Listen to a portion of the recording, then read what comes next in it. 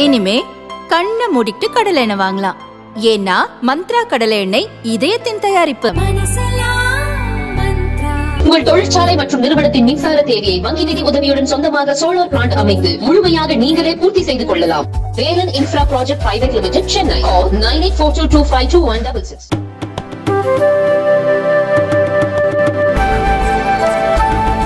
இன்றைக்கு தமிழ்நாடு முழுவதும் பத்திரிகையாளர் சந்திப்பு நடந்து கொண்டிருக்கின்றது. எங்களுடைய அரசாங்கத்தினுடைய தேர்தல் அறிக்கை விவாதத்துக்கு இருக்கக்கூடிய ஒரு அற்புதமான அறிக்கையை பாராட்டப்படக்கூடிய, பொதுமக்கள் பாராட்டக்கூடியது, விவசாய பெருங்குடிய மக்கள் அவர்கள் பாராட்டக்கூடிய ஒரு தேர்தல் அறிக்கையாகும். அதேபோல் சிறு குறு நடுத்தர தொழில்கள் செய்யக்கூடிய லட்சக்கணக்கான நபர்கள் பாராட்டுகின்ற விதத்தில் பாரதிய ஜனதா கட்சியினுடைய தேர்தல் அந்த அறிக்கை இருந்து கொண்டிருக்கின்றது. எங்களுடைய முதல் வெற்றி தற்பொழுது கிடைத்திருக்கின்றது. சூரத் பாராளுமன்றத்தில் எங்களுடைய முதல் வெற்றி அதை பதிவு செய்யப்பட்டிருக்கின்றது.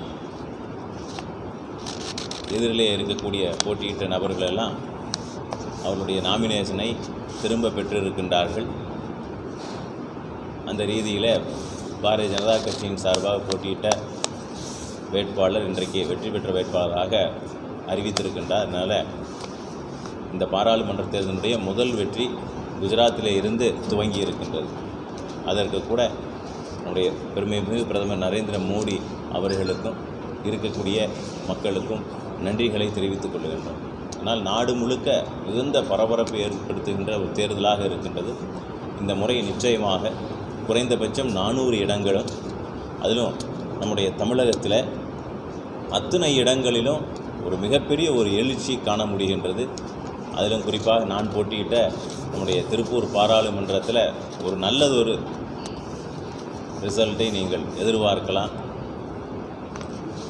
நம்முடைய அண்ணாமலை அவர்களுடைய பரபரப்பான அந்த சுற்றுப்பயணம் அத்தனை பேருக்கும் உதவிகரமாக இருந்திருக்கின்றது என்று தான் சொல்ல வேண்டும்.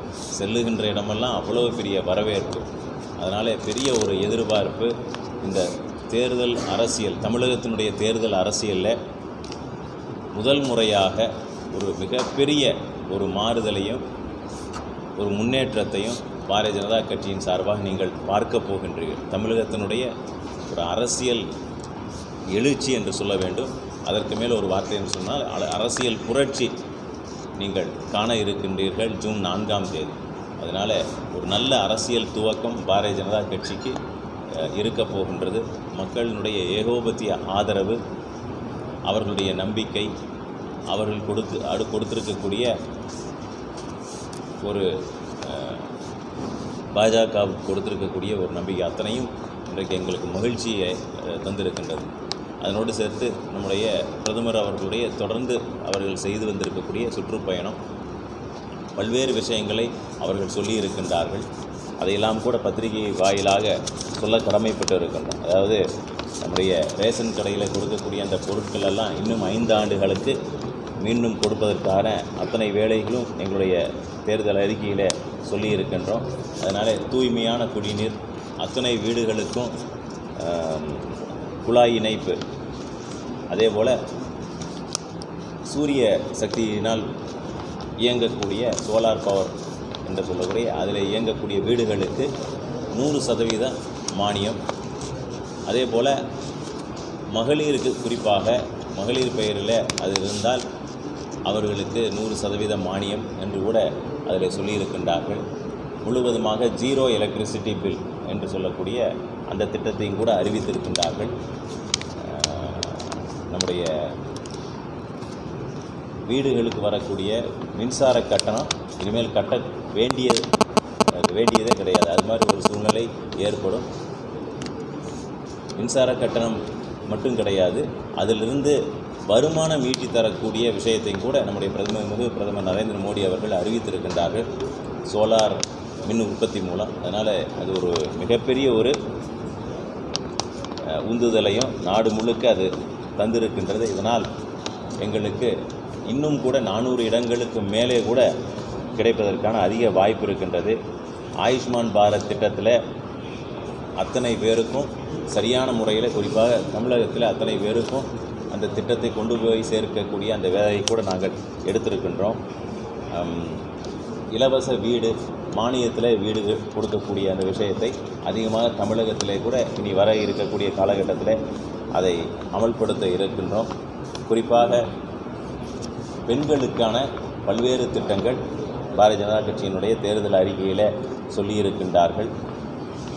சிறு குறு நடுத்தர தொழில்கள் செய்யக்கூடிய இளம் தொழிலதிபராக உருவாகக்கூடிய தன்மையில் இருக்கக்கூடிய மகளிருக்கு அதிக முக்கியத்துவம் கொடுக்கக்கூடிய விஷயத்திலையும் கூட எம்எஸ்எம்இ என்று சொல்லக்கூடிய சிறு குறு நடுத்தர தொழில்களுக்கான மானியங்கள் கொடுத்து கொண்டு இருக்கின்றார்கள். இளம் தொழிலதிபர்களை ஊக்குவிக்கக்கூடிய அதை கூட எங்களுடைய தேர்தலில் சொல்லியிருக்கின்றார்கள்.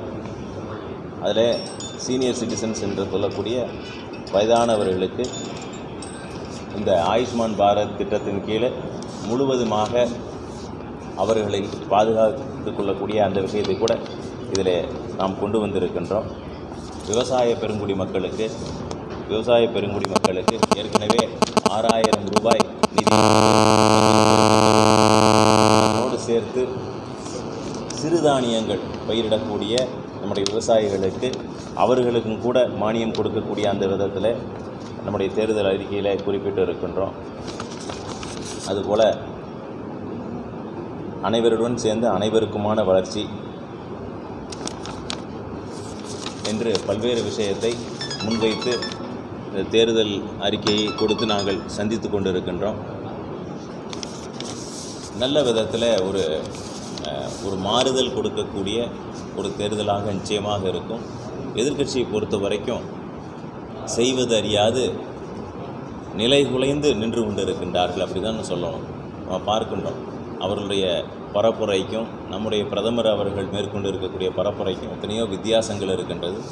இப்பொழுது கூட்டணியே கிடையாது. எல்லாமே எங்கெல்லாம் கூட்டணி என்று சொன்னார்களோ அந்த கூட்டணியெல்லாம் உடைந்து தனித்தனியாக சிதறி அவர்களுடைய பயணம் அப்படி சென்று கொண்டு இருக்கின்றது. எங்களை பொறுத்த வரைக்கும் மிகவும் ஸ்திரமாக சென்று கொண்டு இருக்கின்றோம். நிச்சயமாக 400 என்பது அடிப்படை எண்ணிக்கை என்று வைத்துக்கொள்ளலாம்.